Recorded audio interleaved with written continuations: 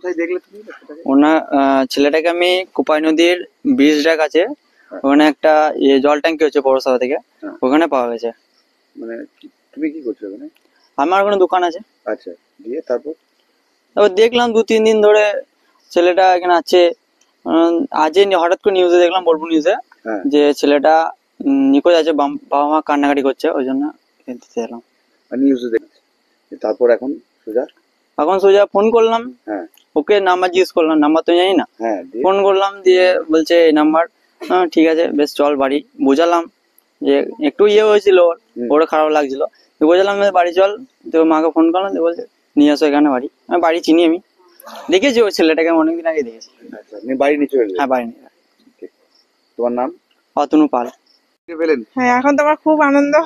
ছেলেকে যেমন মানে গিয়েছে বাড়ি থেকে, সেরকমই পেয়েছি। হ্যাঁ, পেয়েছি, আমার খুব ভালো লাগছে।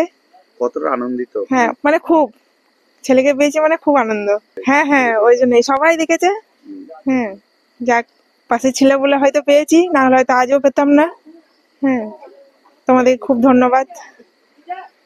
আমি খুব আনন্দ, মনের শান্তি পেলাম, মেয়েরও দুঃখটা ঘুচিয়ে গেল। আমি খুব আনন্দ পেয়েছি, ওর মুখটা দেখেও আমার জীবনটা জোড়াইলো। এইটাই আশীর্বাদ, এইটুকু ভালো থাকুক। হ্যাঁ, ভালো খুশি হলাম, আনন্দ আশীর্বাদ দেয়।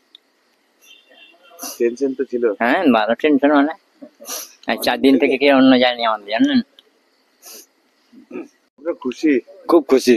লাতে তো আমার বাড়িতেই যাওয়া আসা সব সময় থাকতো। আমরা চিন্তা ভাবনা টেনশন ছিল, এই কন্তে খাওয়া নেই, ঘুম নেই, কিছু না। আজ পেয়ে আমরা খুবই খুশি, খুবই আনন্দিত। আমরা আমাদের ছেলে যে আমাদের ফিরে এসছে, এটাই আমাদের কাছে অনেক, আর কিছু না।